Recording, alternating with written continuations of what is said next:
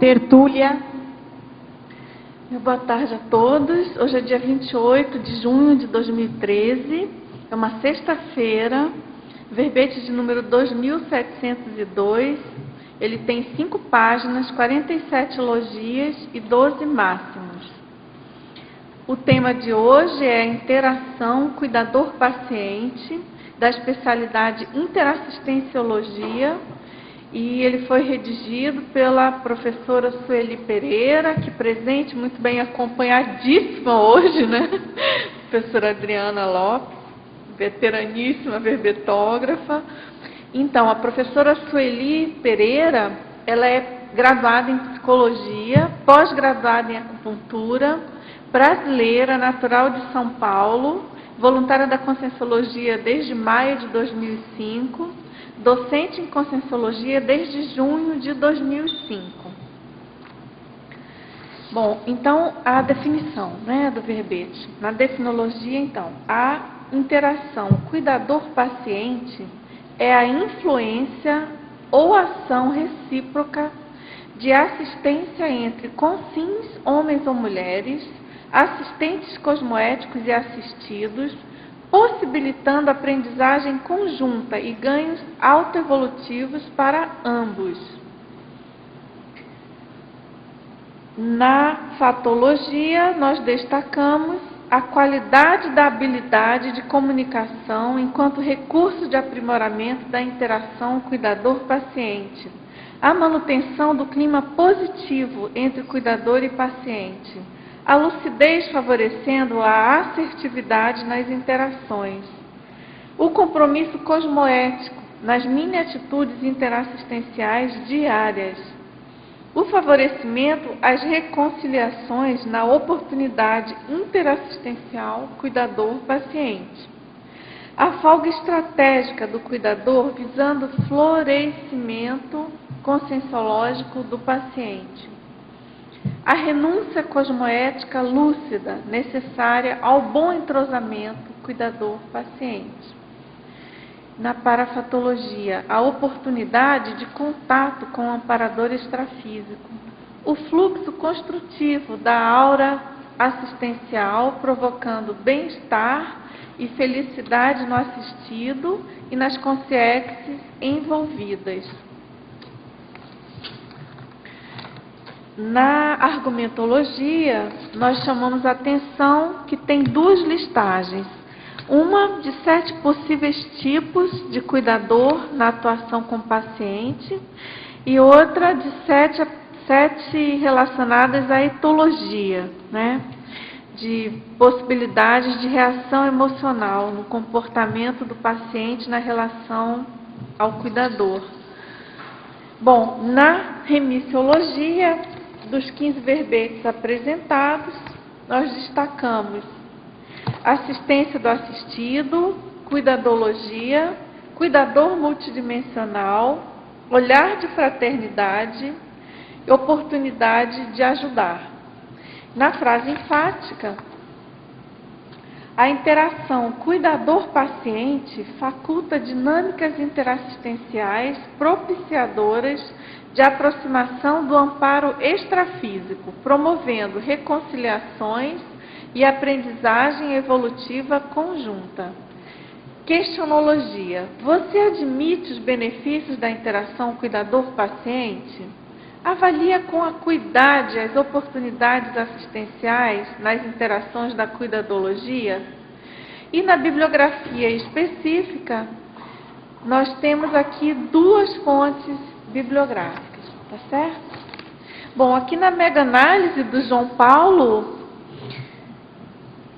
são 20 itens, né, que ele destaca: zelo, amparo, respeito, solicitude, compromisso, acolhimento, entrosamento, fraternismo, dedicação, interatuação, benigno-pensenidade, ortopensenidade, interatividade, prestatividade, reciprocidade, convivialidade, tecnicidade, afetividade, cuidadologia e interassistenciologia.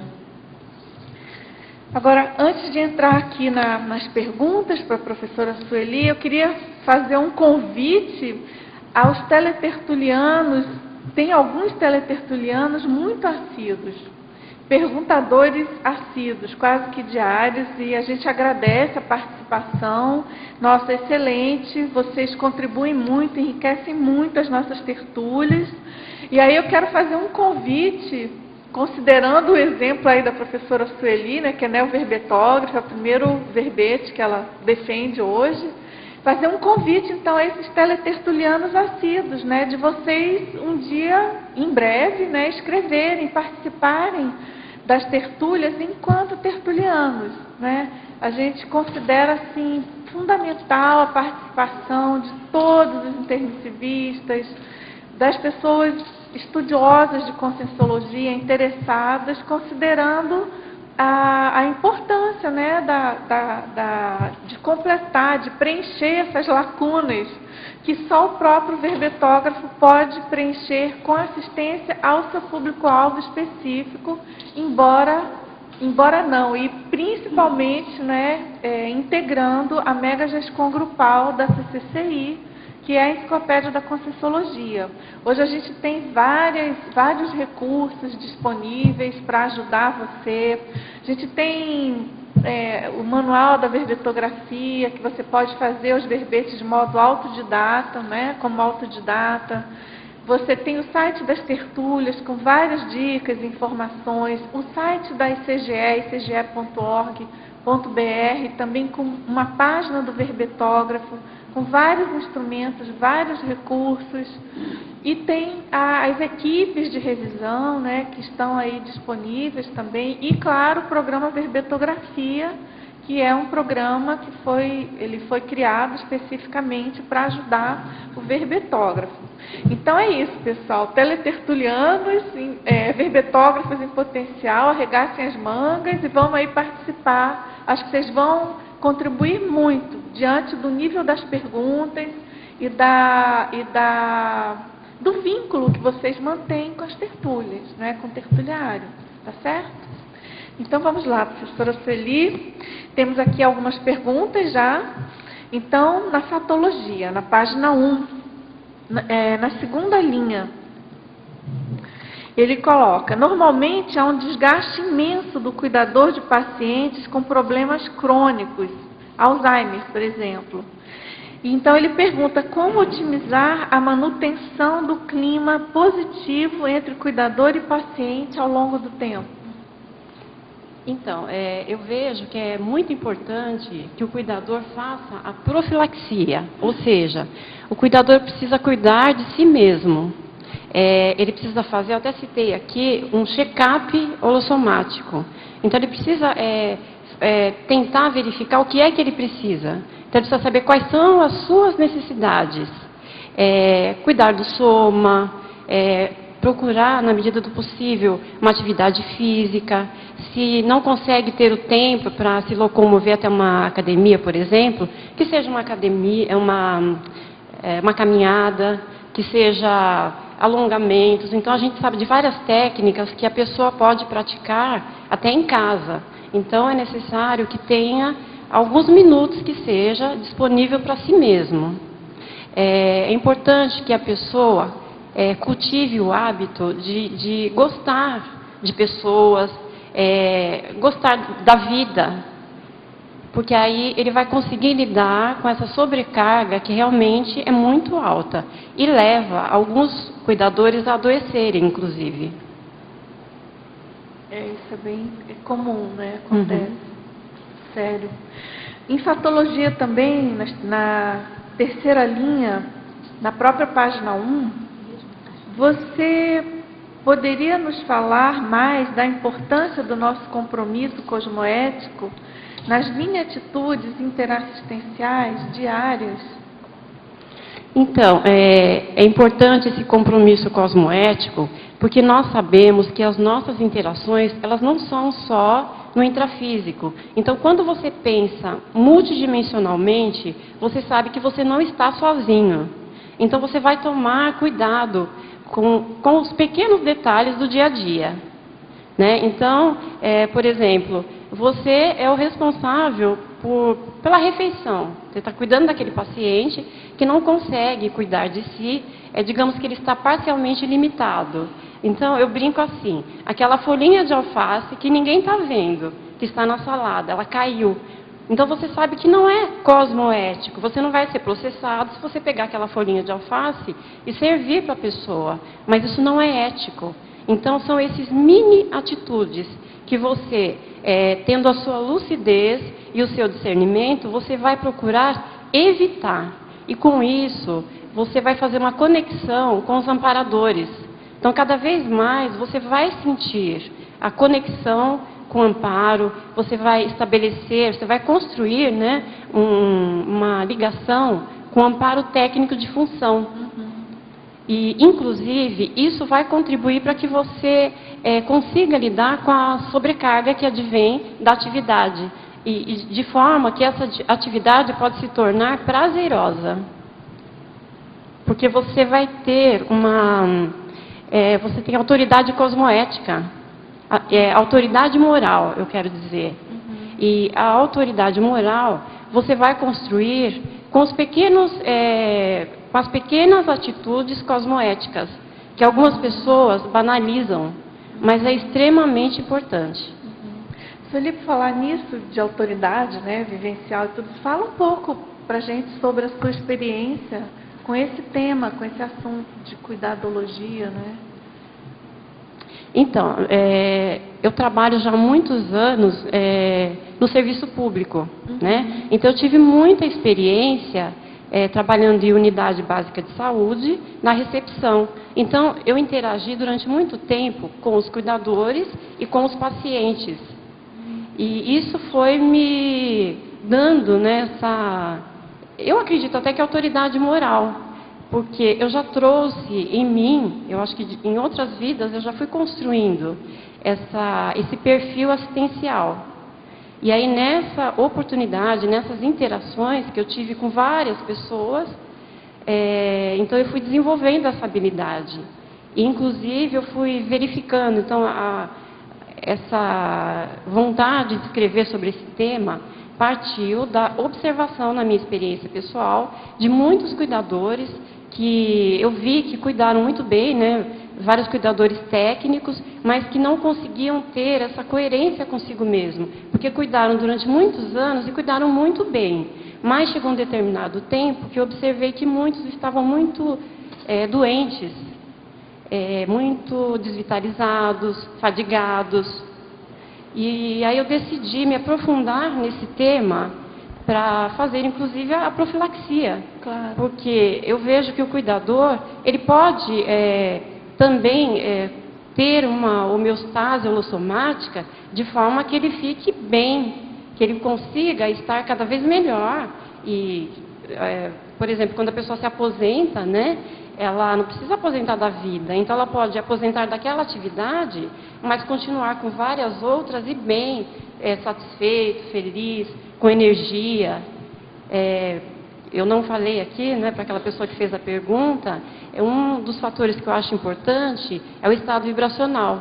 Então, se a pessoa ela aplica essa técnica, ela também vai conseguir ter uma vitalidade.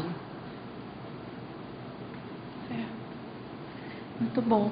Também na fatologia ainda, na primeira linha, da página 2 da fatologia, primeira linha, ele pergunta como surge esse ponto cego bloqueando o discernimento quanto às responsabilidades das atividades cuidadoras. Você poderia exemplificar esse fato? Então, esse ponto cego é o seguinte, se a pessoa não faz as reciclagens necessárias, ou seja, eu vejo que o cuidador é importante que o tempo todo ele esteja disposto a fazer mudanças, a melhorar. E ele só vai saber quais são os pontos cegos se ele se observar, se ele fizer uma competição com ele mesmo, né? Então, eu acho importante a pessoa ir se avaliando ao longo do tempo. E saber, nesse ponto eu não estava muito bem, e como é que eu estou agora? Porque aí ela vai estabelecer, ela vai saber qual é o ponto cego que não está permitindo que ela avance. Então, por exemplo, o cuidador, ele pode, por não se conhecer, não saber quais são as suas dificuldades, ele acaba olhando para o outro, ele atribui ao outro, vamos dizer assim, ele vai projetar no outro. Então, a assistência dele pode ficar falha. Mas se ele se propõe a fazer as reciclagens necessárias, cada vez mais ele vai eliminando essas fissuras. E cada vez menos vai eliminar esses pontos cegos. Então, nós estamos aqui nesse planeta para evoluir. A gente não vai conseguir eliminar todas as nossas fissuras, as nossas dificuldades, mas a tendência é que a gente vá minimizando, pouco a pouco. Mas um pouco a pouco, que não leve muito tempo também, porque senão vai justificando. Aí eu vou aos poucos, pouco a pouco, e aí termina a jornada aqui e não conseguiu fazer as mudanças necessárias. Na primeira página, na fatologia, você poderia comentar um pouco sobre o discernimento para permitir ao outro também exercitar a interassistência? Aqui você inclui os pacientes também, você fala da assistência do assistido. Deixa eu ver aqui, na quinta linha, na patologia. Então, eu quis dizer o seguinte, porque a pessoa que tem aquele perfil assistencial, muitas vezes, pelo treino, ela consegue fazer aquela atividade, digamos, muito rápido, ela fica especialista. E a tendência... Isso, cuidador inexperiente. Mesmo o cuidador que já tem uma certa experiência, Sim. Então, digamos, ele pode, sem perceber, centralizar o cuidado. E de forma que ele não possibilita para as outras pessoas também praticarem essa assistência. Então, chega um momento que é importante que o cuidador ele faça, digamos assim, como se fosse uma monitoria. Então, que ele tenha a paciência necessária para incentivar as outras pessoas. Por exemplo, no grupo Karma, às vezes, somente uma pessoa, ela vai cuidando, Sim. Porque as outras pessoas não têm o perfil, né?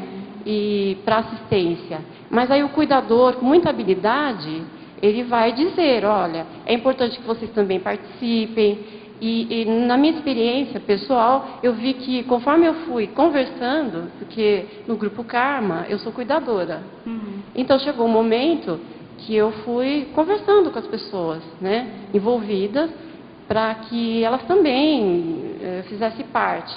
E foi muito interessante, que chegou um momento que a pessoa falou, olha, puxa, que bacana, eu consegui fazer tal coisa. Então a pessoa foi desenvolvendo a habilidade.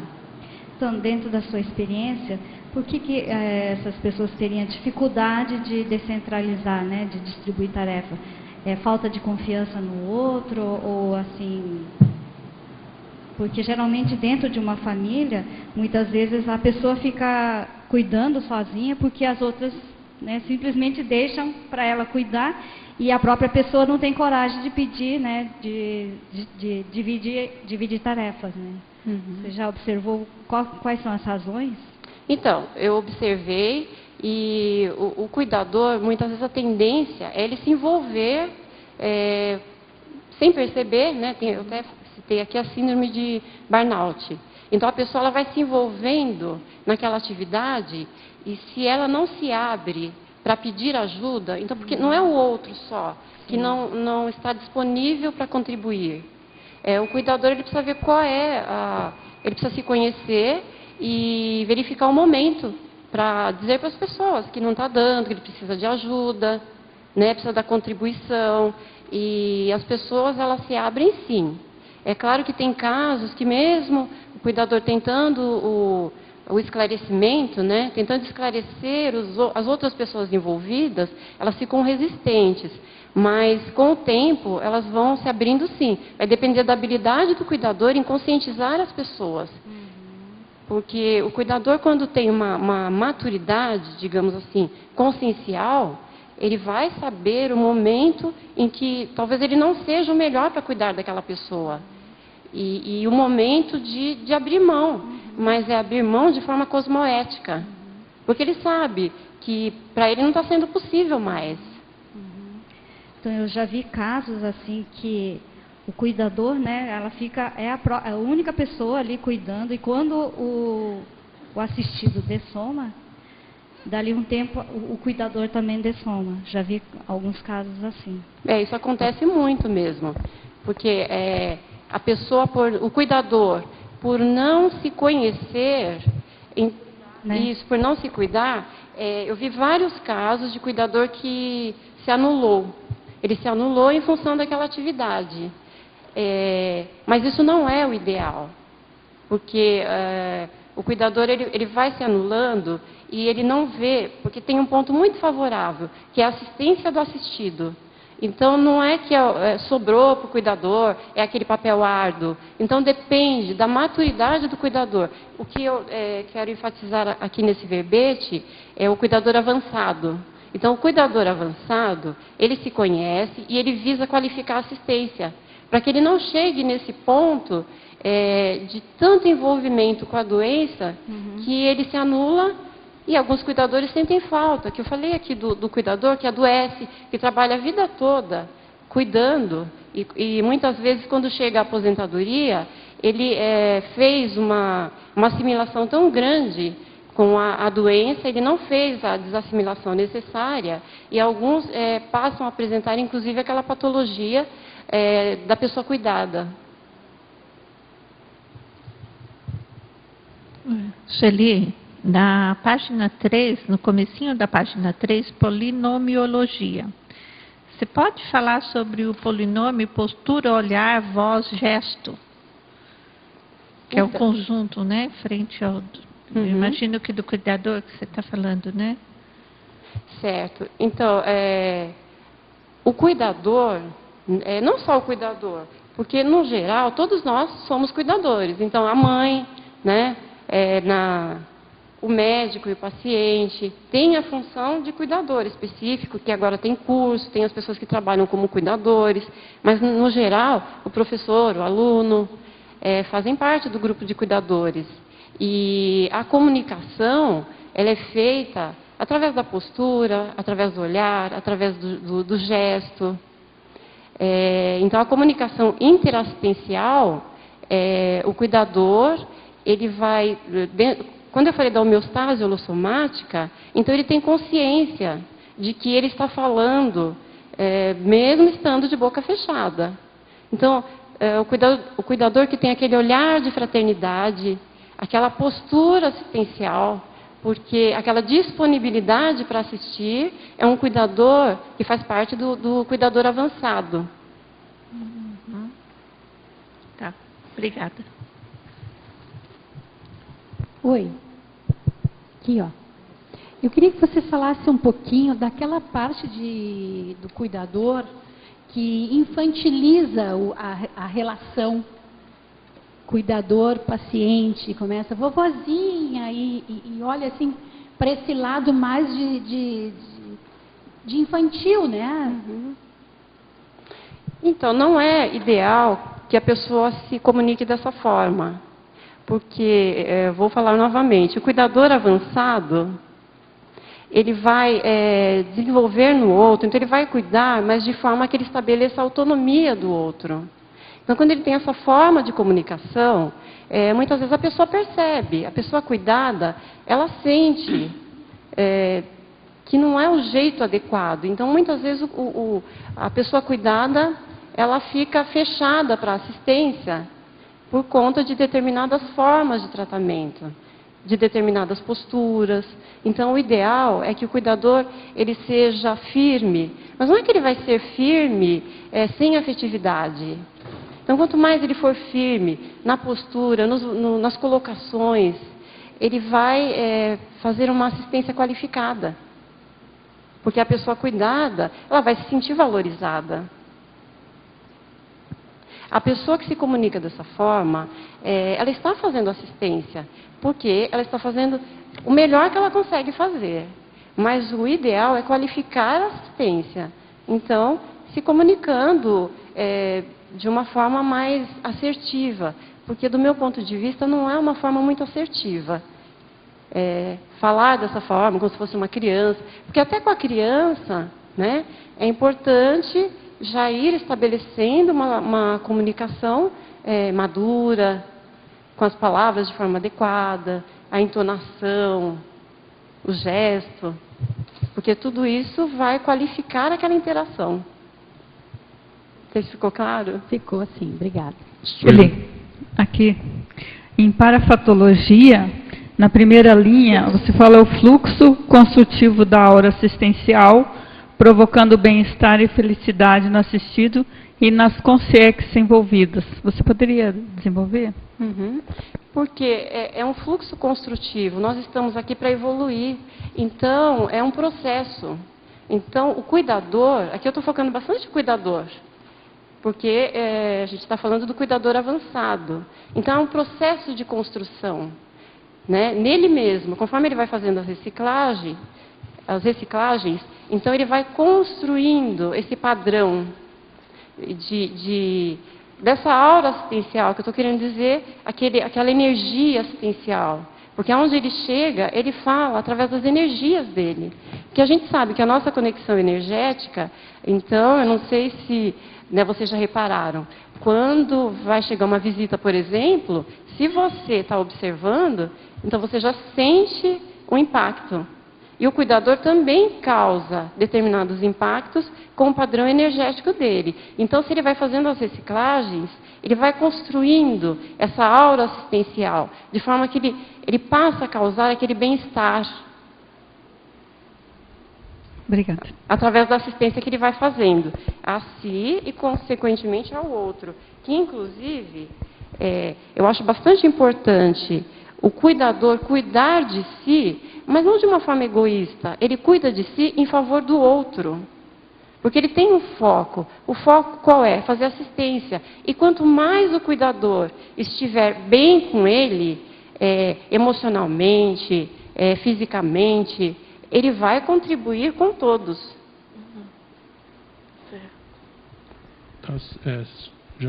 Sueli, já acabou? Na quinta linha da fatologia, o discernimento para permitir ao outro também exercitar a interassistência. Podia falar um pouco, por favor? Então, o discernimento para que o outro exercite, é assim, o cuidador, ele vai ficando especialista nas atividades. E a tendência, como ele consegue fazer tudo muito rápido, pelo treino, então ele vai favorecer ao outro, ele vai ter aquela paciência para que o outro também possa exercitar. Para que o outro também possa contribuir. E a gente vê que com o tempo a pessoa também fica muito feliz. Porque algumas pessoas têm medo, porque não é uma atividade simples. Porque o cuidador, ele está com um outro que muitas vezes ele não quer fazer a auto-higiene, ele está ali mal cuidado, ele não tomou banho. Então não é uma atividade tão simples. E algumas pessoas têm medo, elas têm um certo preconceito.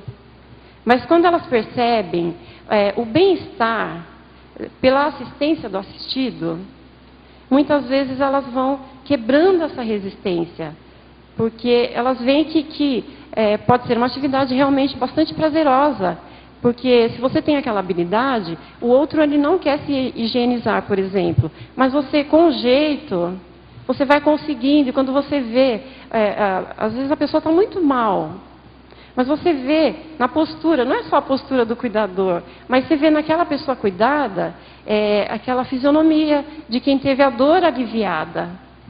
Então, quando o cuidador consegue, contribui com outros cuidadores, né, ou no grupo Karma, como foi dito aqui, às vezes é só uma pessoa, mas aquela pessoa consegue envolver outras pessoas, e elas percebem que elas também fizeram assistência, e percebem o benefício da assistência, então elas passam a contribuir mais, e inclusive não só com aquela pessoa, com várias outras. Muitas pessoas não fazem assistência, não querem esse papel, porque elas não sabem, elas desconhecem o benefício. Na paradoxologia, o paradoxo de o cuidador não cuidar de si mesmo. Então, eu citei aqui, então, na minha experiência no trabalho, né, na UBS, em UBS de saúde, o quanto eu acompanhei ao longo dos anos, porque assim, por mais de 10 anos eu fui observando e eu vi que os cuidadores, né, alguns, uma grande maioria, cuidaram muito bem do outro, mas por falta de autoconhecimento, não focaram a autoassistência. Então, é o cuidador que adoeceu por não cuidar de si. Então, ficou tão envolvido naquela atividade que entrou no quadro de intoxicação energética, entrou num quadro de autoanulação. E isso não é ideal. O ideal para o cuidador avançado, que eu quero focar aqui, é que ele cuide do outro, mas ele cuide de si mesmo também. Ô, Sueli, Obrigado. aqui eu gostaria que você falasse um pouco desse crescendo aqui, parece que começa com cuidado. Na numerologia, na página 2, você começa com cuidador submisso e depois termina com assistencial, que parece que vai num crescendo. Você podia falar um pouco, assim, mesmo que seja resumidamente, de cada um desse tipo de cuidador? É na numerologia, na página 2. Uhum. Eu achei muito interessante isso aqui. Uhum. Então, o cuidador submisso é aquele que não se conhece, né? Muitas vezes ele subestima a capacidade dele e ele se torna uma pessoa submissa ao cuidador, a pessoa cuidada. Ele faz, porque você fazer uma assistência avançada, o cuidador avançado, ele vai fazer para o outro o que de fato ele necessita.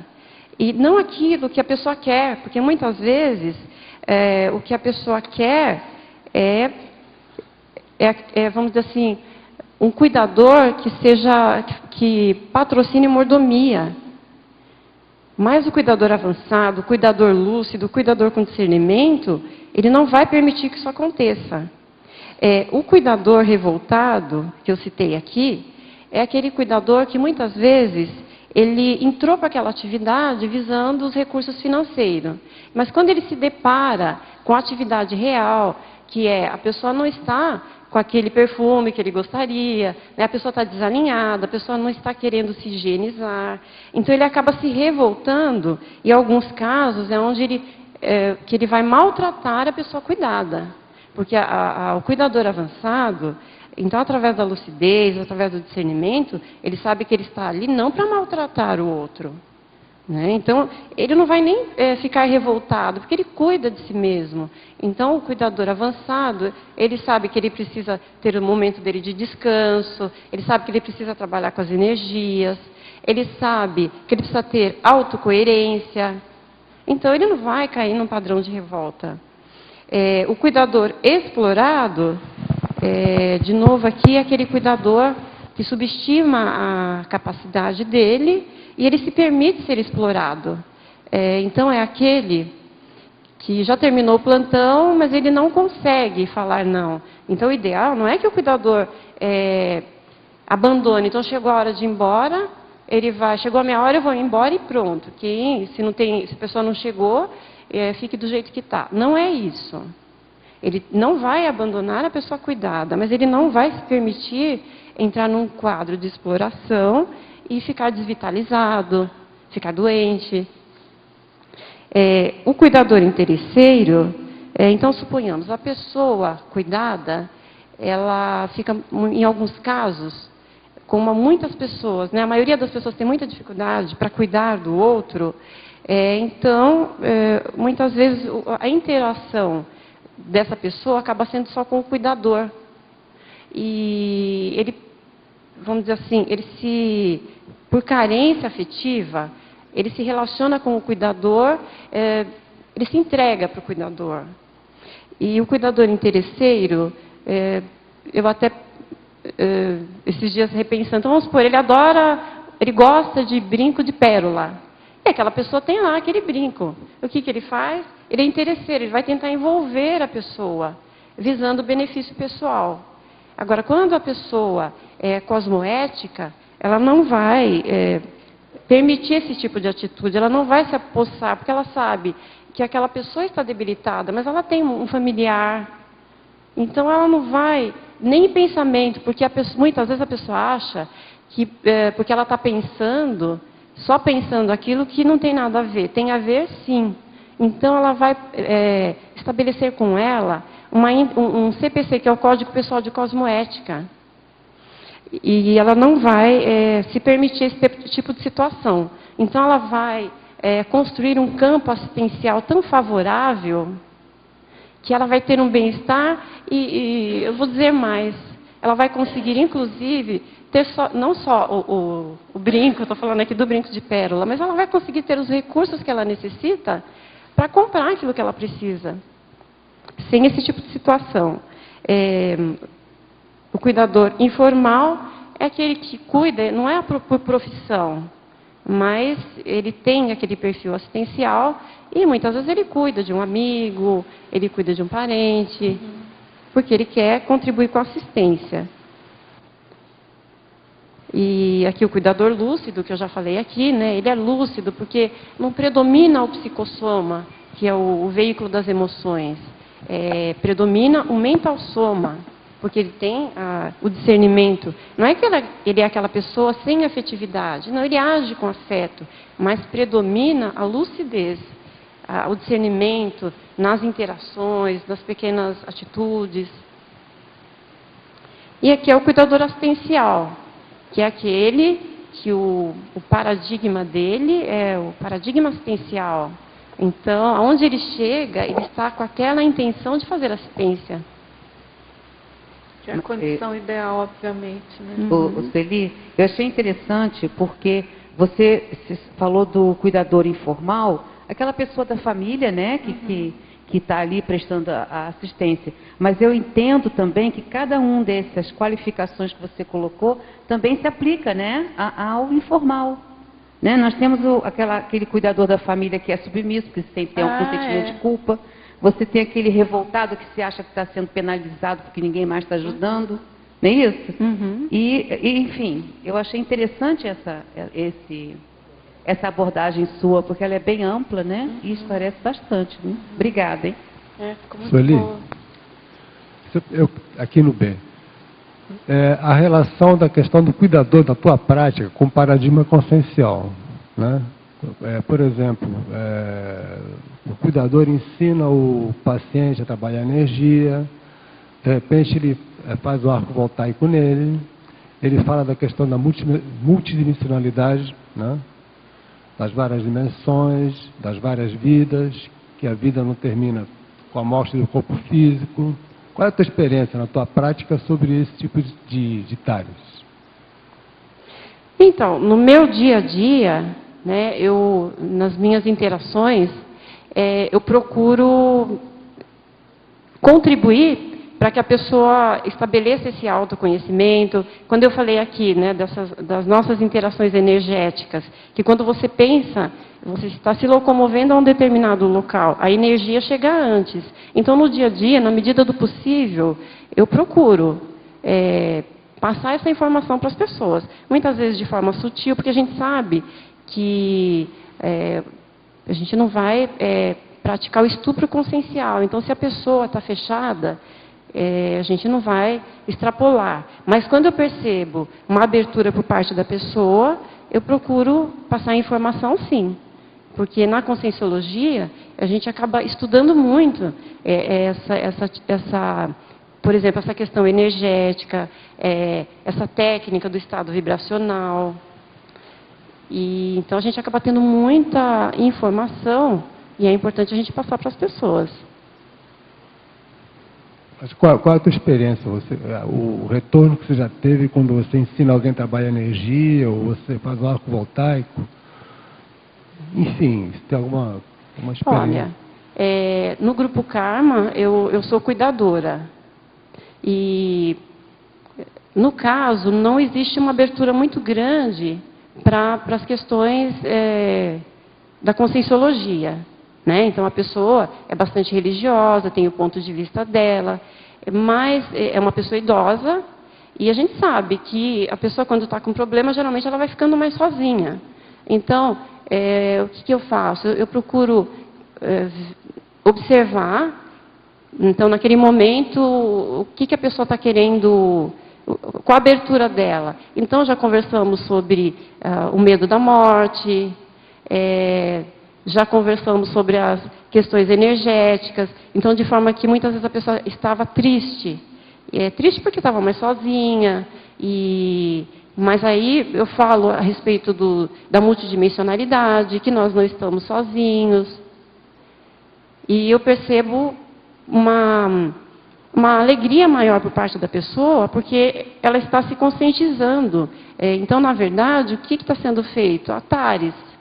A gente fala bastante aqui da TARES, mas a TARES ela pode ser feita de forma sutil, de forma silenciosa, e é dessa forma que eu vou procurando. Quando eu não encontro assim, uma abertura para falar, eu procuro cuidar de mim, né? Então, eu estou fazendo a minha autopesquisa, eu procuro colocar em prática, de forma que eu estou ensinando sem falar. Então, através da minha postura, através do meu exemplo. Eu não sei se ficou claro para você. TARES é autoexemplo, né? Acho que o maior exemplo de TARES é o autoexemplo da pessoa, né? Então, tá certo, é isso aí. Uhum. Então, por exemplo, no local de trabalho, é importante procurar chegar antes. Então, as pessoas não sabem, né? Algumas pessoas não sabem o que eu faço, mas eu noto que elas observam por conta da minha postura. Então, eu procuro fazer o que tem que ser feito da melhor maneira possível. Eu procuro que a minha presença, ela não seja uma presença, vamos dizer assim, convencional. E não é, porque se a gente está fazendo reciclagem, se a gente trabalha a nossa energia, a nossa postura acaba sendo diferenciada. Então, é assim o meu dia a dia, em todos os lugares que eu estou. Sueli? Até porque a nossa postura, muitas vezes, fala mais do que várias palavras. Não que eu não vá falar, porque a TARES é através da sua comunicação. Mas é importante também a postura, aquela pessoa está ali, está em silêncio, é o que eu observo em mim. Então, eu estou ali, eu estou em silêncio.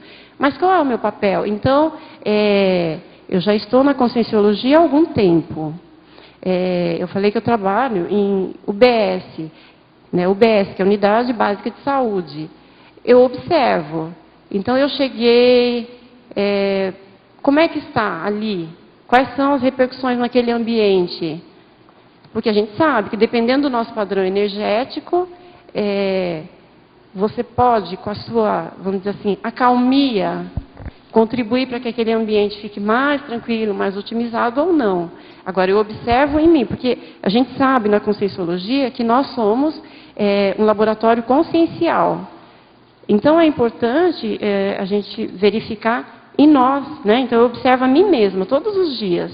E eu procuro fazer uma competição minha comigo mesma. Então, antes eu estava de tal maneira, e hoje, como é que eu estou? E eu sei que isso causa uma repercussão, isso causa um impacto nas diversas interações, principalmente nessa atividade da cuidadologia, porque as pessoas, geralmente, elas estão com ou é problema físico, no soma, ou é problema mental. E a pessoa, por conta da fragilidade, ela fica mais sensível. Sueli, aqui no B. Oi, por favor, na página 2, em numerologia, não sei se já falaram a respeito. Eu cheguei um pouquinho depois. Eu achei interessante o crescendo que você fez aqui em numerologia, né? O submisso, depois revoltado, vários aspectos do cuidador. E aí eu queria que você falasse um pouquinho a respeito do cuidador submisso. Então, lembrando que aqui nessa numerologia, o cuidador ele vai passando por processos, por fases. Tá. Né? E a tendência é, quando ele se relaciona com ele mesmo, como um laboratório consciencial, que ele vai fazendo a autopesquisa, vai fazendo as reciclagens, ele vai até, né, ele acaba nesse processo se desenvolvendo até se tornar um cuidador assistencial. Porque eu estou falando aqui, mas eu também não estou pronta, né?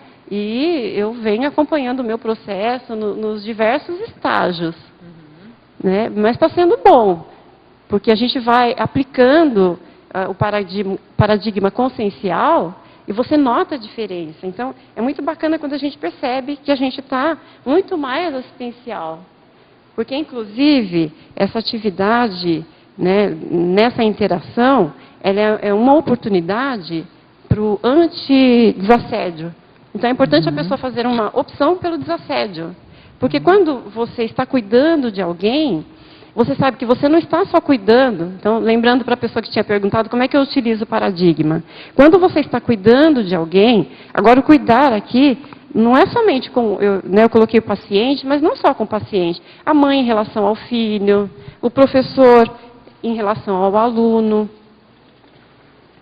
Ele está se relacionando com a pessoa, e a gente sabe que não é só com aquela pessoa. Para cada consciência tem várias consciências. E quando nós temos pessoas que elas estão, né, consciências, eu acho interessante aqui também, no lugar do paciente, colocar como consciência. Tem aquela consciência que ela sabe que ela precisa de cuidados, e ela se compromete em cuidar-se, ela aceita ajuda. E tem aquele que nega aquela patologia, e ele não aceita a ajuda. E em crescendologia, na mesma página, logo abaixo, você trouxe um crescendo, não sei se também já não foi perguntado. Tensão, cuidado, alívio. Em relação à tensão, o cuidado e o alívio, porque quando você está com alguém que está com problema no soma, que você é cuidadora, então você é um ser humano. E, naquele momento, vai suscitar em você muitas questões. E tem momentos que geram muita tensão. Então, eu vejo, por exemplo, no grupo Karma, tem momentos de muita tensão na minha atividade ali como cuidador, porque é uma pessoa próxima. Então, naquele momento, é aquela pessoa que você tem um vínculo forte. E a gente tem um alívio muito grande quando você consegue contribuir. Então, é uma atividade que gera uma sobrecarga emocional muito grande por conta da tensão, o cuidado e o alívio. Então, você não sabe qual vai ser o final naquele momento. Porque são pessoas que têm, por exemplo, a doença crônica. Então, tem um momento que a pessoa tem a crise, está em crise. E na hora que ela está na crise, você não sabe como vai ser. Então, gera muita tensão, inclusive porque a gente é importante que o cuidador ele trabalhe a tanatofobia, o medo da morte.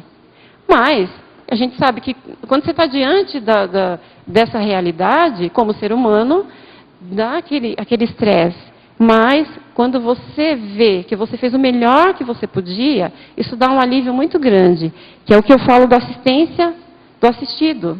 Então você pode contribuir, você pode aliviar. Então, naquele momento, você fez o que tinha que ser feito, você está com a sua consciência tranquila. Ok. E uma última pergunta na página 3, em politicologia. Você gostaria de falar alguma coisa a respeito das políticas das assistências públicas? Você pensou em alguma coisa para... Então, em relação a essa situação, eu fui em São Paulo, tem na Faculdade de Saúde Pública, tem grupo de suporte a cuidadores. É pouco conhecido, mas existe. Eu vejo que pouco a pouco está tendo atividades que dão suporte a cuidadores. Né? Não existe assim, muitas instituições que deem suporte aos cuidadores.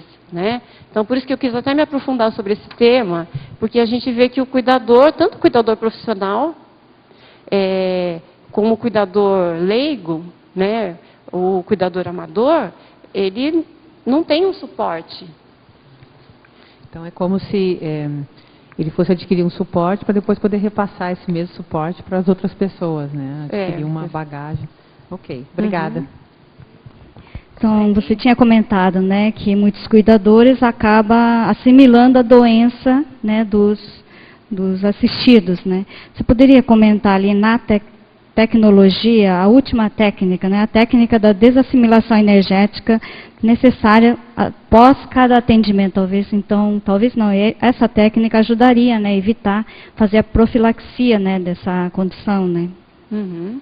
Então, quando eu falo aqui da homeostase holossomática, então é importante a pessoa praticar essa técnica do estado vibracional, porque ela vai fazer a desassimilação necessária antes que ela entre numa intoxicação. Porque depois que já está intoxicado, não é que você não vá conseguir, mas fica mais difícil. Então eu vejo que quando eu tenho essa disciplina de já tentar fazer os 20 EVs por dia, eu percebo uma diferença em mim. Porque dá um suporte energético muito maior, porque a tendência é você ter o autodomínio energético. Assistência também, né? Qualifica ainda bastante. Mais. Você poderia lá na página 4, na etologia, como que você lida, explicar aí, como que lida, né? Porque geralmente o padrão dos assistidos é de vitimização, né? Esse item 4, né, de birra, e item 5, de chantagem. Então, assistidos que agem, né, dessa forma. Qual seria a melhor forma de lidar, né? Então, se o cuidador está falando do cuidador, né? Então, etologia seria do... Tá, em relação... reação emocional dos comportamentos do paciente. Então, no caso, a birra e chantagem seria dos pacientes, então, no caso que você falou, né, que tem muitos que não querem ajuda, né? Uhum. Então, eu percebo, por exemplo, com a pessoa idosa, não que todos os idosos sejam assim, porque tem pessoas... nada aqui eu generalizo, né? Porque cada consciência é uma consciência. Tem consciência que já está idosa, mas conseguiu cuidar de si, né? É que eu estou falando aqui daquela pessoa que está precisando de cuidados especiais.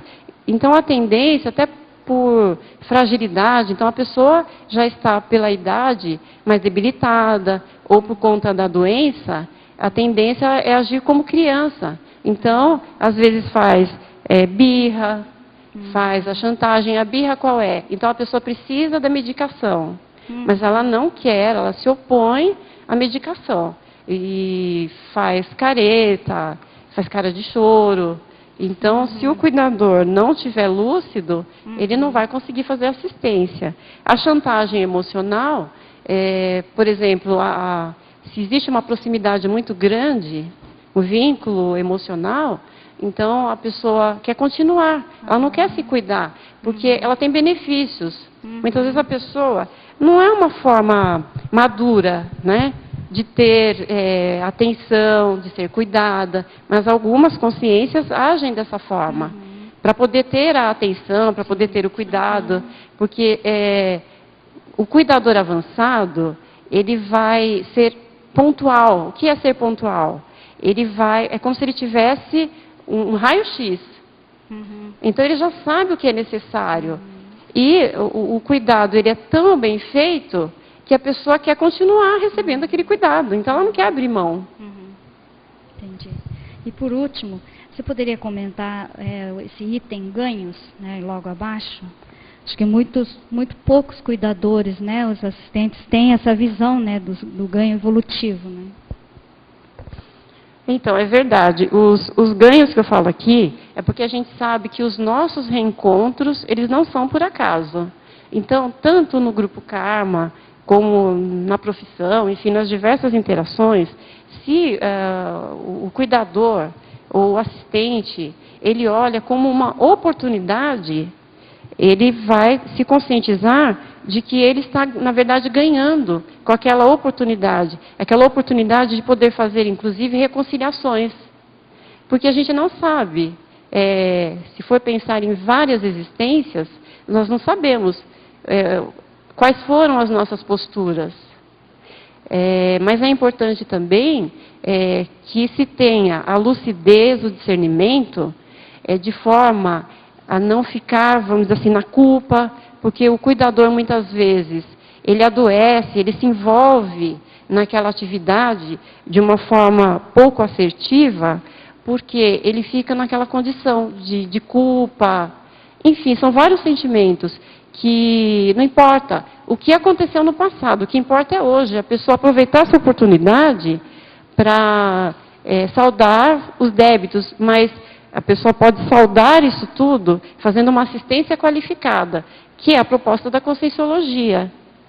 Então, você também pode ser feliz. Então, quando foi dito aqui que muitas vezes, quando a pessoa cuidada dessoma, o outro acaba ou dessomando ou ficando deprimido, muito doente. Não tem necessidade disso. Se a pessoa tiver a lucidez necessária e tiver aquele olhar, o que vai mudar é o olhar que a pessoa tem diante da atividade. Certo. Sueli, atrás de você aqui no ar, na página 3, na sindromologia, gostaria que você falasse um pouco mais sobre a síndrome da autossubestimação. Quais seriam as características do cuidador, né, que teria essa síndrome? É aquele cuidador que se qualifica, né, mas ele mesmo não reconhece a competência e a capacidade dele. Então, digamos que é aquele cuidador trafarista. Todos percebem que ele tem competência, que ele tem capacidade, mas ele fica no subnível evolutivo. Isso para diversas interações. Então, é aquele cuidador, né, que cuida de pacientes, é aquele professor, é aquele voluntário, é aquela mãe. Enfim, é importante que a pessoa, assim que se conscientizou dessa condição, que ela faça as reciclagens necessárias. Sueli, aqui, você podia falar um pouquinho aqui da questão do paciente? Eu penso que o ideal é ele ficar na sua residência, em torno com os familiares, e podia fazer um paralelo na situação atual, onde as pessoas, a maioria trabalha fora, a família às vezes ou trabalha ou tem filhos que estudam, e ninguém tem tempo realmente de estar ficando com o cuidador. Ele se torna um peso para a família às vezes. Então há esse dilema entre colocar em algum local especializado, e às vezes a família não tem condições financeiras para isso, e ter que ficar com o paciente em casa, e aí cada um tem as suas atividades, né? Como que é isso? Quer falar um pouquinho? Olha, eu vejo assim, é um trabalho de conscientização.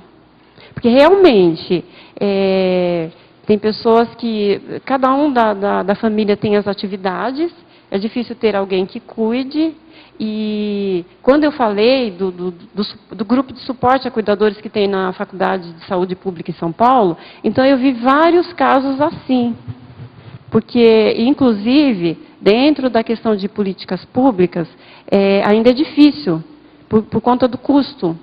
Então, as casas de saúde, o preço, né, um local onde a pessoa seja tratada com dignidade e não seja, vamos dizer assim, um depósito, porque em alguns casos é um depósito.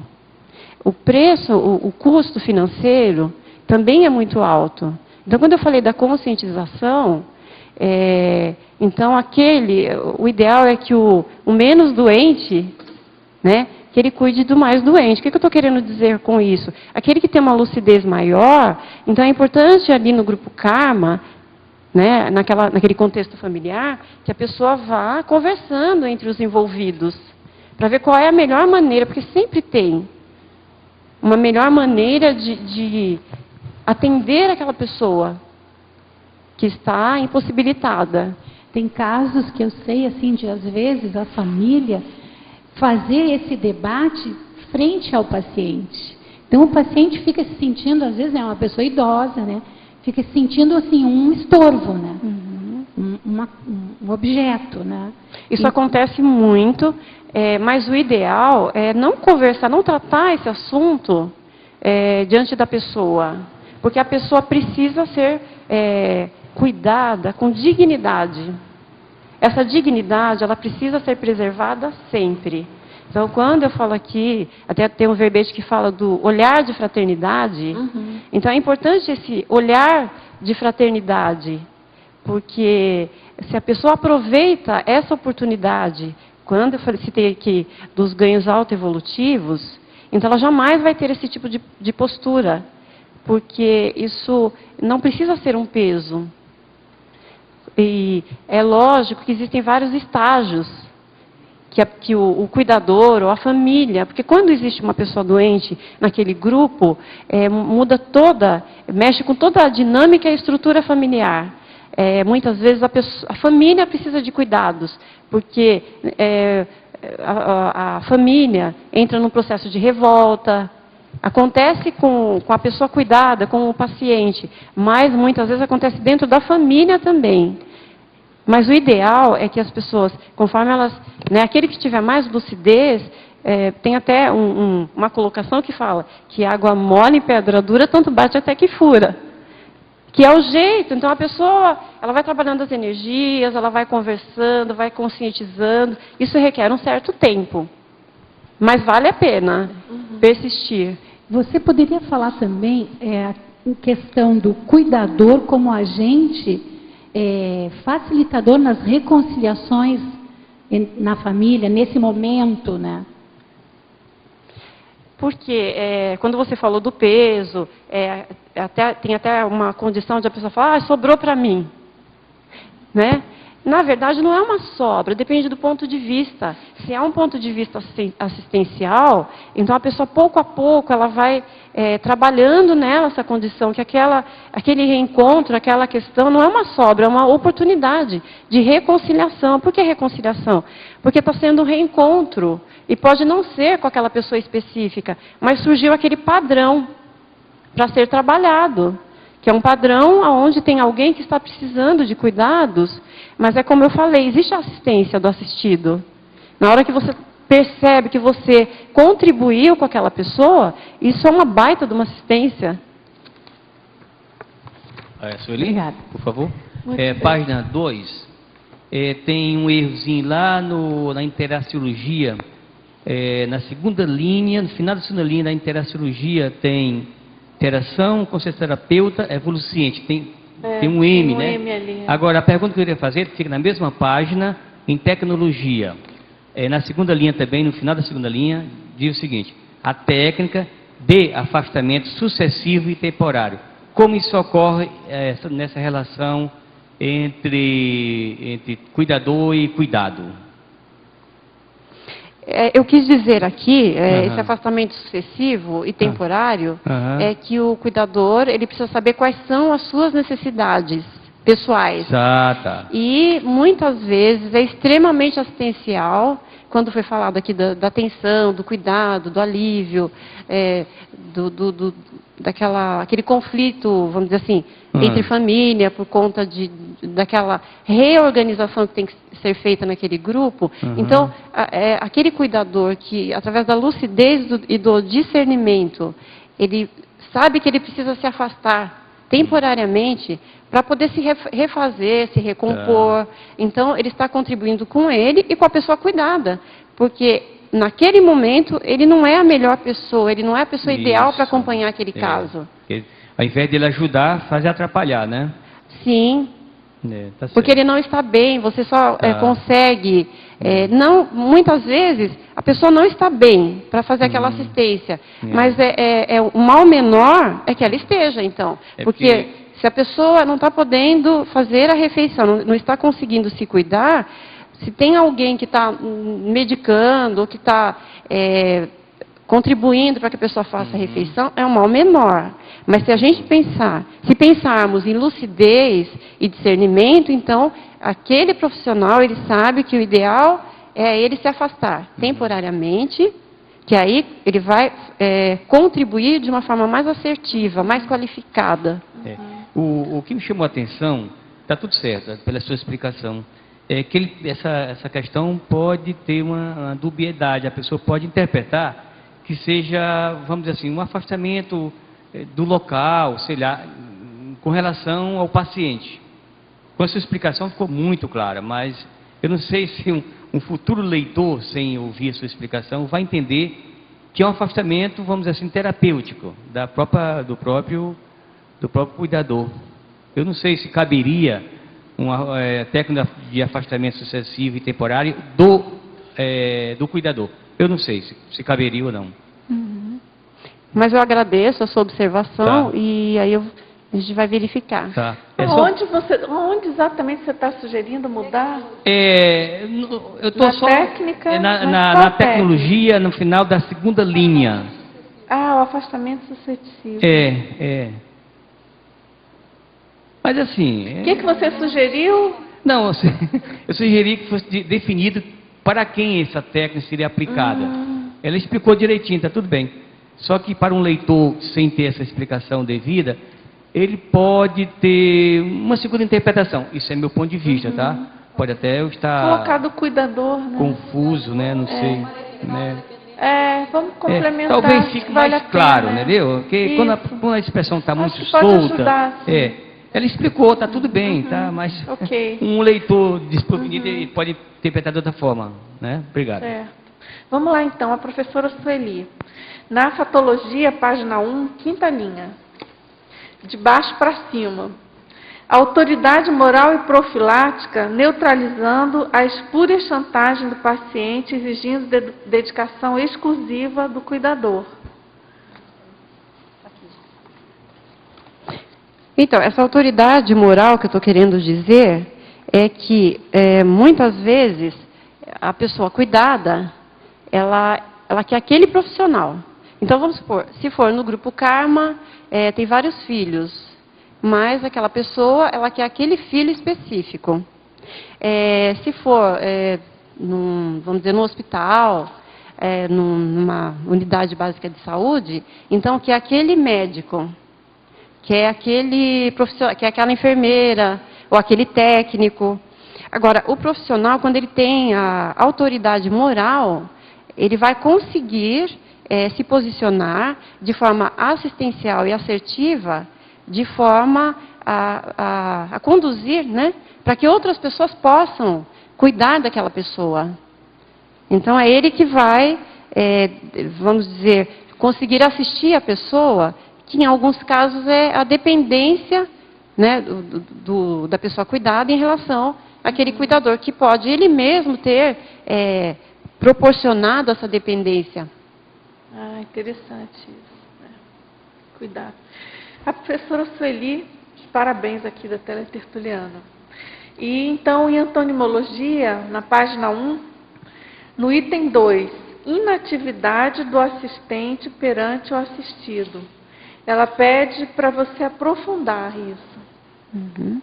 Então, inatividade do assistente é aquele assistente que não tem aquela ação pontual, porque é uma atividade que é necessário que haja uma ação. E alguns cuidadores, eles não conseguem observar a necessidade. Então, aquele paciente que ele está mal, ele chegou mal, mas ninguém percebe, não nota. Isso é um estado de inatividade. Porque se o cuidador ele é ativo, então ele, dentro daquela questão de ser pontual, ele vai observar os fatos e parafatos. Então, ele é capaz de, digamos, prever uma situação. Então, ele é profilático. Se ele é ativo, mas dentro da inatividade, ele vai perder a oportunidade de fazer assistência. E isso pode gerar danos, porque tem casos que a pessoa precisa ser medicada naquele momento. Aquele minuto, aquele segundo vai fazer uma diferença muito grande. Certo. Agora, na exemplologia, interação avançada, cuidador-paciente, aquela gerada a partir da ação do cuidador técnico, consciente em relação ao amparo extrafísico de função. Ela pede para você comentar. Então, essa interação avançada, eu até falei e vou falar novamente, é quando o cuidador, ele sabe quais são as suas necessidades devido às reciclagens que ele vai fazendo. Então, ele vai... Um amparo de função, né? Um amparo extrafísico de função. E ele vai construir uma autoridade moral tão grande que ele passa a ter um amparo técnico, porque ele faz conexão com a equipe extrafísica. Porque os amparadores, eles ficam de olho naquela pessoa que está predisposta a fazer assistência, aquela consciência que está investindo na sua reciclagem intraconsciencial, aquela pessoa que... Porque a gente sabe que fazer reciclagem não é fácil, porque vai exigir muito da pessoa, e muitas vezes gera um estresse muito grande, não só por parte da pessoa que está desejando fazer a reciclagem, mas por parte de todos. Então, se você faz parte de um grupo de pessoas que está acostumada com você, daquela forma de atuação, e você passa a fazer mudança, vai gerar uma repercussão muito grande. Só que é muito bom, porque se você consegue passar por essa etapa, cada vez mais você vai ter os amparadores ao seu lado, porque eles estão de olho na pessoa que está com vontade. Porque a pessoa precisa ter muita vontade, vale a pena você ter vontade e investir em suas reciclagens. Agora, em culturologia, a cultura da interassistencialidade e a cultura do acompanhamento interassistencial. Poderia comentar?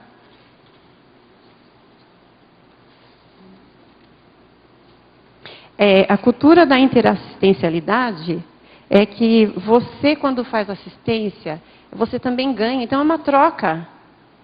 Então, eu quis dizer nesse aspecto, você tendo na sua psicosfera, no seu holopensene, esse princípio da interassistencialidade, você ganha. Então, não é algo, sobrou para mim, é um peso.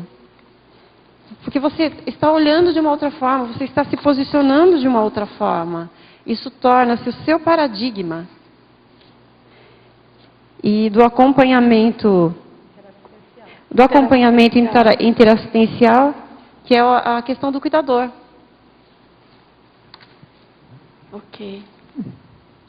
Agora, na fatologia, na primeira linha, página 1, primeira linha, a comunicação enquanto recurso de aprimoramento da interação cuidador-paciente. Você pode expandir sobre a melhor forma de comunicação para se obter esse aprimoramento? E também ela pergunta se a comunicação não pode ser também um fator de entrave nessa relação? Com certeza. Porque o que eu tenho observado é uma dificuldade muito grande por parte das pessoas em ouvir. Então, as pessoas não travam a interação porque não tem aquela tranquilidade íntima de parar e ouvir o que o outro está querendo dizer. Porque mesmo aquela pessoa que está muito fragilizada por condição da doença, ela fala com o olhar, ela fala com a fisionomia. Então, aquele semblante dela dá indícios. Mas se a pessoa não se predispõe a ouvir, mesmo aquele que verbaliza a dor, o sofrimento, então essa pessoa não vai conseguir escutar, porque muitas vezes não é o que a pessoa está querendo dizer só, tem mais coisas por trás daquilo que ela está falando. Então, se ela desenvolve essa habilidade na comunicação, ela vai saber de fato o que é que o outro está querendo dizer. E aí vai fluir essa comunicação. Ela vai poder cuidar do outro dentro de uma fluidez. Porque aí destrava tudo. Agora, na fatologia, também na página 1, na terceira linha, sobre a observação detalhada do cuidador. Quais técnicas você poderia indicar para isso? Nessa observação detalhada, você estar de fato presente em todas as situações, não só fisicamente, mas você estar ali emocionalmente, com a sua energia. Então, se você está inteiro, você vai conseguir essa observação detalhada, você vai saber de fato o que é necessário naquele momento. Você vai deixar de ser apenas um técnico, aquele que faz o que tem que ser feito, porque já tem aquele protocolo. Então, você vai fazer além porque a sua observação é detalhada. É com a utilização do parapsiquismo. Então, você vai aprimorando tanto o seu parapsiquismo, que o detalhe que eu quis dizer aqui é nesse sentido. Tá. Agora ela pergunta, ela pede que você fale melhor sobre o discernimento para permitir ao outro também exercitar a interassistência. É na página 1 também, na fatologia, na 5ª linha. Então, esse discernimento é você, através, então, digamos assim, do parapsiquismo, porque você vai refinando tanto a sua percepção, que chega uma hora que você consegue fazer com que outras pessoas também contribuam. Você vai contribuir para que as pessoas possam fazer a interassistência, porque é como se você saísse de cena. Você não está abandonando a atividade, mas você está acompanhando de forma assistencial. E chega uma hora que outras pessoas elas vão se aproximando. Eu percebo isso comigo. Uhum. Então, quando eu decidi que eu iria qualificar a minha assistência, eu percebi que outras pessoas passaram a se aproximar mais de mim, porque elas queriam aprender. Como é que eu conseguia manter, porque eu tenho um padrão de tranquilidade. Né? Eu consigo ter, vamos dizer assim, uma certa calmia. E isso tem me ajudado muito, isso é um trafor, que é de um certo planejamento, então eu consigo planejar com uma certa... Planejar, que eu estou querendo dizer, é a auto-organização do dia a dia, que o cuidador precisa disso. Claro. Uhum. Agora, na fatologia, também na página 1, na última linha, você pode falar mais sobre a folga estratégica do cuidador visando o florescimento consciencial do paciente? Então, aqui tem 2 aspectos, né? É aquele cuidador que eu já vi, né, profissionais que trabalhavam em mais de um emprego, né, tinham mais de uma atividade profissional e que não se permitia o descanso, não se permitia a folga para se recompor. Então, tinha lá aquele excesso de atividades e ainda cuidava da casa. É um excesso, é uma sobrecarga. E a pessoa, por não estar em contato consigo mesma, não via a necessidade de repouso para o soma, enfim, para repor as energias. E a gente pensando aqui na conscienciologia, nas diversas ferramentas para que a pessoa possa se conhecer e qualificar a assistência, a gente tem os cursos também. Então, em minha experiência pessoal, muitos cursos que eu fui fazer, eles contribuíram não só para o meu, digamos assim, florescimento. Aqui eu coloquei florescimento, porque tem um livro que chama Florescer, que eu gostei muito. Né? E o florescimento conscienciológico é quando você se predispõe a ir fazer um curso. Tem cursos que você fica um final de semana, numa imersão de final de semana, e a gente percebe o quanto a gente consegue se recompor, ampliar o autoconhecimento, fazer inclusive algumas reciclagens intraconscienciais. E, em contrapartida, por exemplo, no Grupo Karma, eu já falei que eu sou cuidadora. Eu deixava tudo calçado e percebia a diferença, porque quando você vai pensando na questão energética, na interassistência, você não está ali cuidando só de você. É um processo onde as pessoas envolvidas, mesmo aquelas que não sabem, elas, vamos supor, ela tem uma ligação pelo vínculo de amizade. Então, essas pessoas também se beneficiam, porque nós estamos todos conectados. Se um está visando a melhor, ele está contribuindo com o todo. Uhum. Então, esse florescimento conscienciológico aqui, eu quis dizer nesse aspecto. Eu não sei se ficou claro. Não, acho que está bem claro. Quer perguntar? Sim. Quero explicasse, por favor, essa assímetria de burnout em cuidadores, explicar e também se isso é comum. É bastante comum. Eu vi muito, na minha experiência, muitos cuidadores que, por conta do excesso de atividade, adoecem e acabam maltratando a pessoa cuidada, por conta da intoxicação energética, que a gente já falou aqui, a pessoa não faz a desassimilação, por conta do excesso de atividade ao longo do tempo. Então, vai ficando fadigada, cansada, desvitalizada. Isso é muito comum. Eu presenciei muitos cuidadores bastante doentes. Você tem, só um minutinho que tem uma continuação dessa mesma pergunta. Tem uma outra pergunta sobre a síndrome de burnout. E a teletertuliana pergunta quais procedimentos ou posturas necessárias. Você já falou muito do trabalho com as energias, né? Mas falei. Acho que mesmo para quem não seria da Conscienciologia, quem não é da Conscienciologia, tem outras técnicas? O que você indica? Tem. É importante a pessoa, o lazer, então a pessoa precisa saber o que ela gosta de fazer e colocar em prática. Eu, por exemplo, uma das formas de desassimilar, além da técnica do estado vibracional, eu gosto muito da natureza, árvores. Então, para mim, caminhar em um parque me ajuda, acaba contribuindo muito para que eu me sinta vitalizada. Aquela interação que eu faço com a energia imanente ajuda demais a atividade física, a pessoa verificar o que ela precisa. Então, uma reeducação alimentar, não fazer uma refeição por fazer, porque precisa nutrir os órgãos, porque tem fome. Ir além disso, tentar organizar os horários para fazer uma refeição saudável. Então, tudo isso contribui. Sueli, por favor, na página 2, na fatologia, o último item. A renúncia cosmoética lúcida necessária ao bom entrosamento cuidador-paciente. Você pode dar alguns exemplos? Então, essa renúncia cosmoética, quando eu falei aqui que os encontros não são por acaso, o cuidador ele pode, naquela interação, e como ele está fazendo a autopesquisa, ele pode ter indícios do que houve entre ele e aquela pessoa cuidada.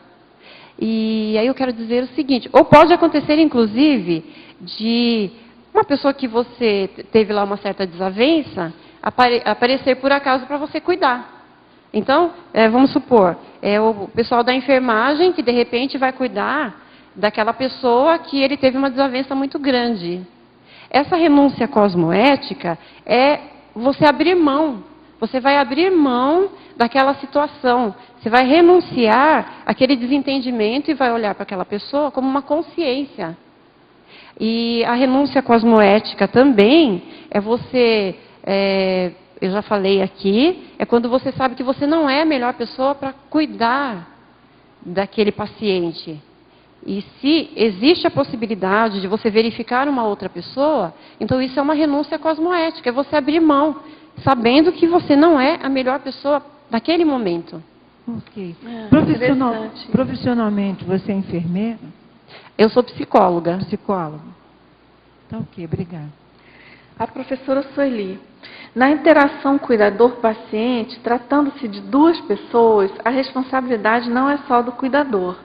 Um cuidador pode ser excelente, se dar muito bem com o paciente e até ser rude com o outro.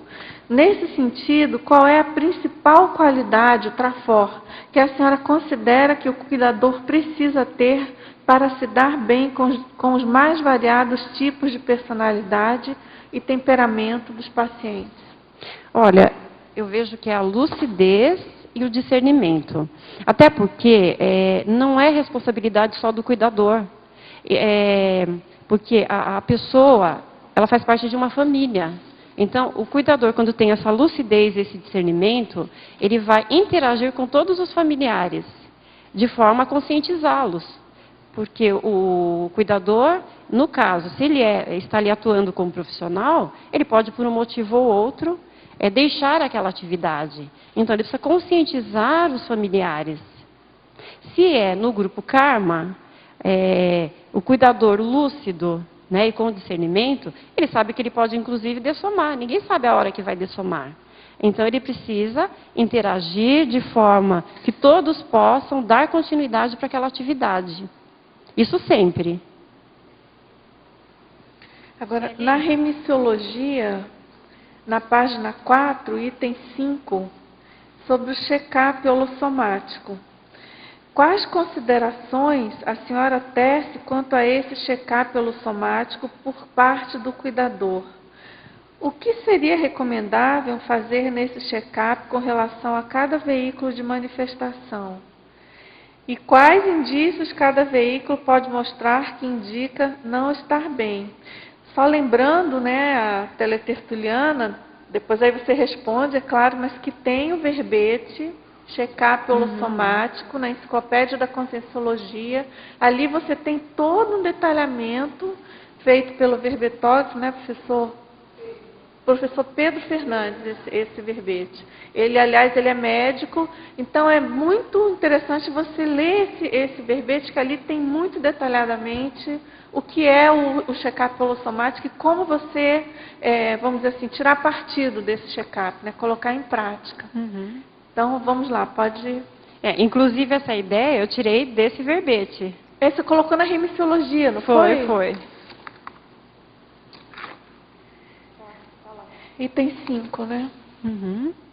Mas você quer complementar sobre a questão do check-up holossomático? Eu diria em relação ao tema, né, do seu verbete? Eu diria que é importante a pessoa procurar um médico, no caso de tempos em tempos, fazer uma avaliação médica, e a pessoa, com ela mesma, né, se ela não está anestesiada consigo mesma, então ela sabe como é que ela está fisicamente. Né? O que o soma dela está pedindo? Se ela sente dores, que dor que ela está sentindo? Então ela tem que procurar um médico por conta disso. Emocionalmente, então se a pessoa está, vamos dizer, meio deprimida, está infeliz, é o psicossoma dela que está dando indícios de que ela precisa, muitas vezes, procurar um psicoterapeuta ou procurar consciencioterapia. O mental, então, a pessoa está vendo que ela está tendo problema de esquecimento, está ali meio obnubilada, então ela tem que fazer um check-up. Tem cursos na Conscienciologia que ajudam muito. Então, tem vários recursos. Pegue o verbete, dê uma estudada no verbete, ou pare uns minutos consigo mesma e registre. Então, meu dia hoje, como é que foi? Eu estou que não aguento nem andar, então significa que o meu corpo está denunciando que não está bem. A própria IC trata a questão da saúde consciencial, né, que é dentro dessa linha do check-up holossomático, né? Quer dizer, o check-up seria um item, né, dessa saúde consciencial. Então, assim, caso a tertuliana tenha interesse também, a gente indica procurar a OIC, procurar no site, né, a Organização Internacional de Consciencioterapia, que ali você tem várias atividades, vários cursos, inclusive tem a Semana da Saúde, né? Tem agendamento, então isso tudo pode ajudar muito aí o cuidador, né? Inclusive tem alguém da OIC que quer complementar com alguma coisa? Tudo bem? Inclusive, eu fiz vários cursos, né? E teve alguns que, naquele momento que eu peguei esse foco para poder estudar, eu gostei muito, que foi o curso Bioenergoterapia, o curso, eu acho que agora não tem mais, mas eu gostei muito, o Campo Assistencial Holossomático. Então, são cursos de aprofundamento, são vários. Então, eu estou falando da minha experiência. Eu achei que eles contribuíram muito para que eu conseguisse fazer essa checagem, porque muitas vezes o corpo, a pessoa faz exame e ainda não está acusando. Mas o energossoma, que é o veículo energético, ele já está denunciando. Então, se a pessoa está bastante atenta com ela mesma, então ela consegue fazer uma profilaxia, ela consegue prevenir antes de ficar com um problema maior. Justamente. Agora, na página 2, na parafatologia. O fluxo construtivo da aura assistencial provocando bem-estar e felicidade no assistido e nas consciências envolvidas. E ela coloca aqui também, o amor incondicional que tenho pelas pessoas é amor cosmoético e multidimensional?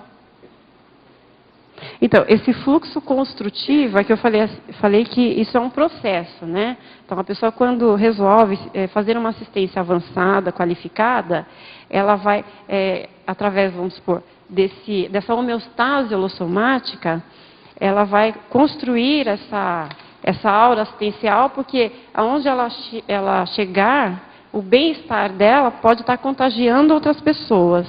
E qual é a outra? Ela pergunta se o amor incondicional que ela tem pelas pessoas, se é amor cosmoético e multidimensional. Ela precisa analisar. Melhor ela responder, né? O que ela percebe em relação à cosmoética, né? E a porque não necessariamente, né? Não necessariamente. Ela vai precisar analisar. Cada um tem um incondicional, né? Uhum. Tem um padrão aí, tem um CPC para esse incondicional, né? Agora, a princípio, parece que sim, né? Um amor incondicional já. Eu entendo que esse amor incondicional que ela está falando pode ser algo onde ela deseja, né, um amor que tem aquele padrão energético, onde ela deseja o bem-estar do outro, sem estar focando interesses pessoais. Esperando retorno. Então, isso. Sueli? Agora. Por pouco esse verbete não foi homeostático, né? Porque você tem muita coisa homeostática na fatologia, né? E na remissiologia só tem 2 verbetes, um nosográfico e outro neutro. Ou seja, 13 verbetes foi homeostático, né? Interessante. É bem interessante isso aí. Por que ele teve essa tendência de não ser homeostático e sim neutro? Então, porque o tema precisa ser neutro. Eu cito aqui do cuidador, por exemplo, o apressado, o estúpido, o negligente. Tá. É por isso, né? Isso. Eu vi e aqui. a gente sabe que existem cuidadores que... verdade. Que eles acabam tendo essa postura. E aí a gente precisa abranger. Mas como eu estou focando aqui o cuidador avançado, né? Então, ele dá essa impressão que você está tendo. Eu lembro, Antônio, em cima disso que você está colocando, a primeira vez que eu ouvi a expressão, acho que foi de você mesmo, Felipe, cuidador assistencial, eu falei, puxa, mas isso não é um pleonasmo, todo cuidador não é assistencial. Então, aí você me chamou a atenção para essa condição que não necessariamente, aliás, tem muitos casos, né? Inclusive, esse verbete, ele me proporcionou uma reciclagem muito grande, eu diria uma conscientização, porque eu tenho perfil assistencial, então eu nunca fui aquela pessoa de maltratar o outro, mas chegou um momento em que a sobrecarga estava tão grande, que eu lembro que eu estava fazendo verbetografia, e acho que talvez por isso que você lembre, e eu achava que, puxa vida, e aí?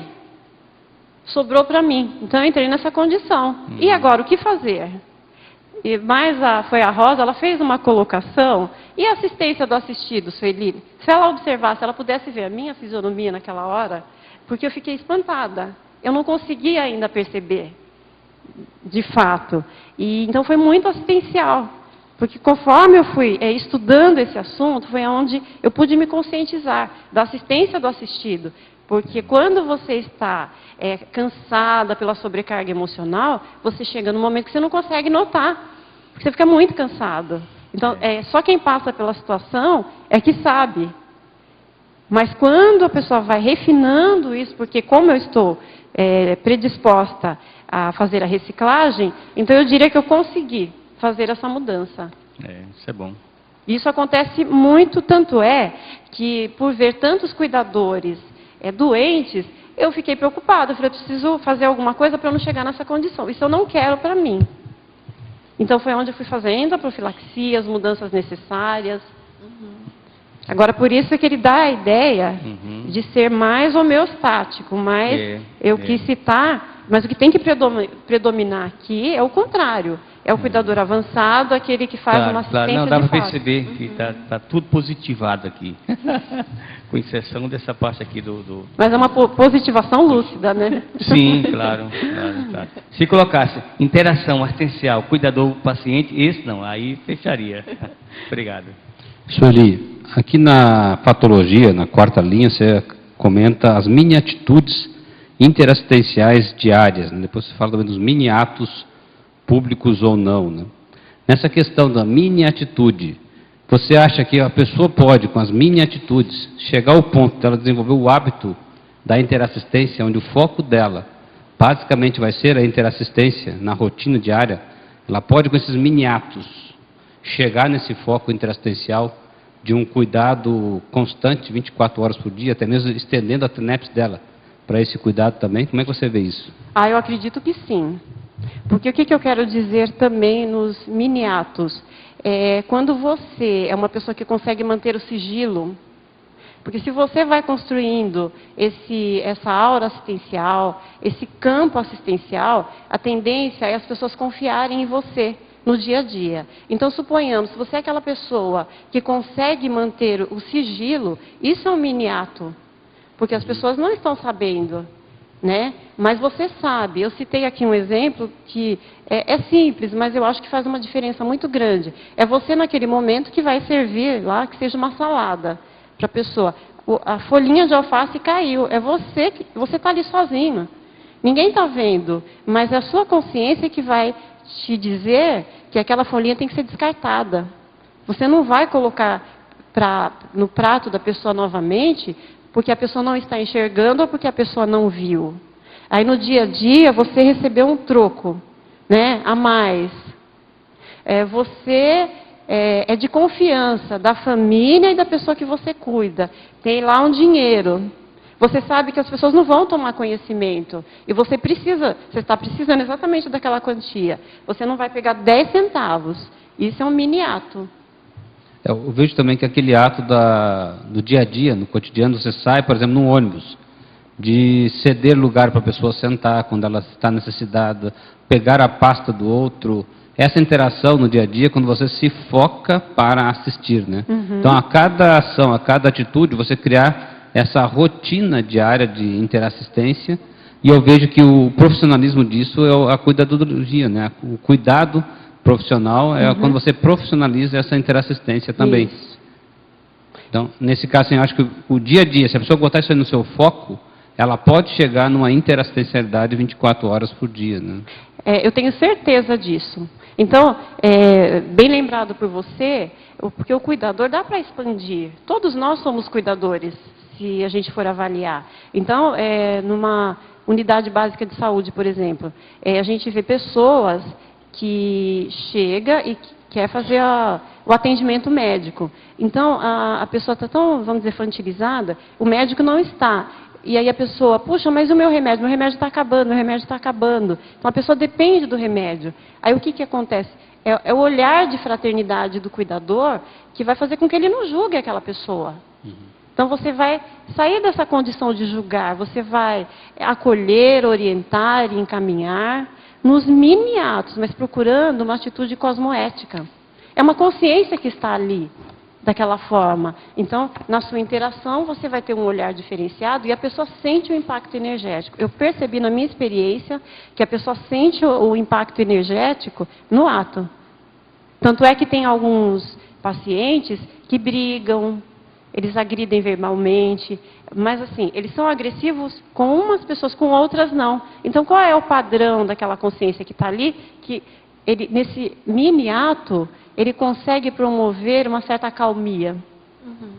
Entendeu? Ou até você consegue, com a relação interassistencial, ajudar o outro a entender esse processo agressivo dele, ou até mesmo não dar bola para a agressividade, ajudando ela, mesmo assim, né? Sabendo contornar esse processo. Né? É um não dar, não reforçar a atenção, reforçando, porque a pessoa, ela sente. As pessoas têm a ideia de que, porque o outro está doente, que ele não está sentindo nada. Mas a pessoa sente, ela só não está conseguindo caminhar, não está conseguindo fazer a refeição, ela não tem muita lucidez e discernimento, mas a pessoa sente tudo. Ok, obrigado. Agora, em fatologia, na terceira linha, a lucidez favorecendo a assertividade nas interações. Na sua experiência, como ocorre esse processo? E qual a técnica mais assertiva para que esse processo ocorra? A pessoa, o cuidador, aí essa lucidez tem a ver com o mental soma. Porque, em minha experiência, em alguns momentos, eu me vi com predomínio do psicossoma. Então, quando a pessoa está sob o predomínio do psicossoma, ela vai ficar, vamos dizer assim, mais sensibilizada, a atuação, a manifestação dela não vai ser muito qualificada. Agora, quando ela foca o mental soma, e focando a lucidez, ou seja, ela vai avaliar como é que eu reagi, como é que eu agi nesse momento. Então, eu respondi daquela forma, por quê? Eu não sei se ficou claro para você a resposta. Eu acho que clareou sim, ele está perguntando essa questão da assertividade, da lucidez favorecendo. Eu acho que está ok, ficou claro. Tá tudo bem. Porque, assim, complementando, então naquele momento a lucidez favorece para que o cuidador consiga analisar os fatos. E uma situação que poderia gerar grande constrangimento, por conta da lucidez que vai fazer com que o cuidador seja assertivo nas posturas, então ele vai amenizar o impacto. Claro. Agora, essa construção é no dia a dia. Né? Quando a pessoa faz uma assistência que ainda está de predomínio de psicossoma, é válida essa assistência. É melhor que nada, mas o ideal é que ela avance para desenvolver a lucidez e o discernimento. Certo. Ô, Sueli, é só para... Aqui tem um errozinho lá na hominologia, lá no final, na penúltima linha, coterapêutico. Falta um H no Fé. Muito bem. Esse último tem. E parece que lá no... não sei se tem segundo H. Não tem. O segundo H está sobrando. Acho que ele saltou de uma sílaba para outra. Vamos checar. Obrigada. Sueli, por favor, aqui no A. Na página 2, em detalhismo, efeitologia. Acho que ali também tem um erro, não sei se já corrigiram, que eu cheguei um pouco atrasada. Malestar, tem um hífen, né? Efeitologia. Malestar? Não, a gente usa junto. É porque não tem hífen? Não, pela enciclopédia tem um tipo de ortografia que é próprio da enciclopédia. No caso é junto. Tá certinho aqui. Não, eu consultando aqui o Aurélio. Não, mas a gente tem uma ortografia, tem uma estilística própria da enciclopédia. Então, algumas palavras, mesmo em função da nova ortografia, do Volpe, enfim, dos dicionários, o Aisse, Aurélio, tem palavras que o professor Valdo ele já propôs, vamos dizer assim, um avanço na ortografia. Então, ele suprimiu alguns hífens, fez algumas elisões de vogais, entendeu? Então, você precisa fazer a busca também. É ótimo que você está ajudando a gente nas revisões, perfeito. Mas é bom você fazer a busca também na enciclopédia para verificar direitinho certas grafias, tá bom? Ok, obrigada. Como? Vamos lá, então, gente, tem mais uma pergunta aqui. A verbetógrafa, na frase enfática, página 5, você menciona a interassistência. Pela sua experiência, quando o paciente promove a assistência ao cuidador? Quando ele se permite ser assistido. Então, quando a pessoa se permite ser assistida, ou mesmo quando ela não se permite, mas você percebe que você conseguiu atuar de forma assistencial para que ela alivie o sofrimento, alivie a dor, isso é uma excelente assistência. E quando a pessoa se permite, porque é uma oportunidade de ajudar. Então tem até um verbete que fala, a oportunidade de ajudar. Então, você tem ali a oportunidade de contribuir com uma pessoa. Isso é muito assistencial. Você colocou também na remissiologia. Né? Tá certo. Muito bem, então. Pessoal... Dulce, só um instantinho, só para constar você quer que colocar alguma coisa? Sim, o coterapêutico está correto, tá? A grafia. Está correto? Está correto. Então tá bom. Está de acordo com... Foi. Muito bem. Pessoal, então agradeço a presença de todos, tertulianos, teletertulianos, a nossa neoverbetógrafa de hoje. Aguardamos aí mais 100 verbetes, tá certo? Então, muito obrigada a todos e os nossos comerciais. Muito obrigada. as pontuações da tertúlia de hoje. 29 assinaturas no livro de presença, 20 perguntas presenciais e 19 perguntas online. Os recados de hoje serão: Marise, segundo Congresso dos Intermissivistas; Antônio Fontenelle, primeiro simpósio da Cônscius; e Nilza, com a história do parapsiquismo.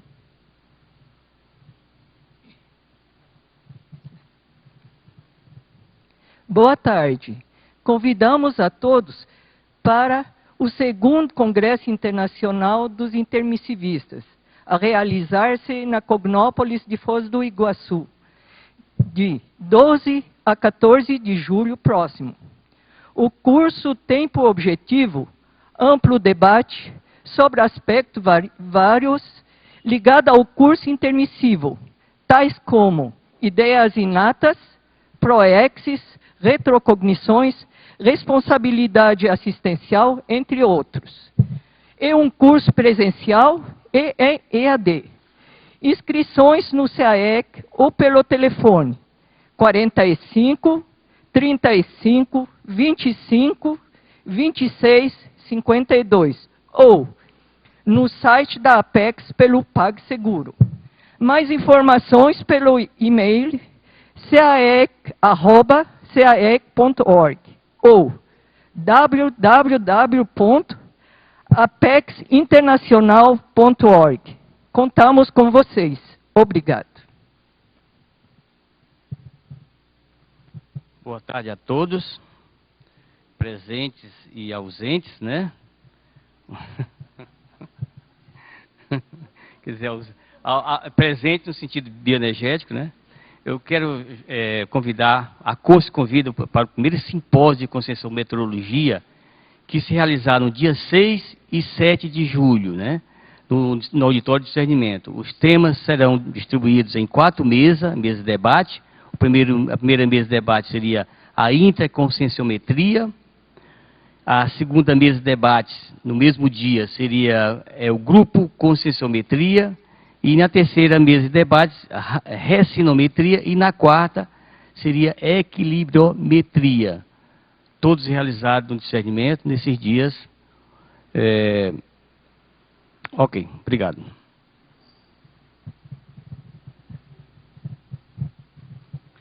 Boa tarde a todos.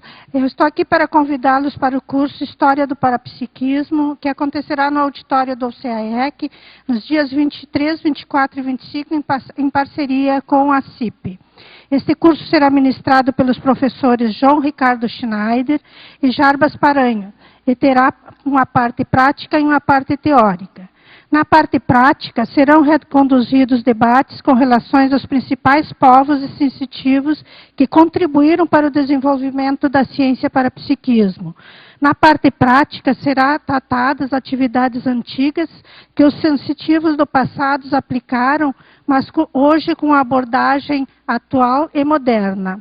Alguns tópicos sobre o curso: apresentação do curso e introdução à história do parapsiquismo. Parapsiquismo na Antiguidade, parapsiquismo no período medieval, parapsiquismo no período moderno e contemporâneo, debate sobre as vivências do curso, as informações e inscrições na recepção do CAEC. O telefone é 045 35 25 26 52.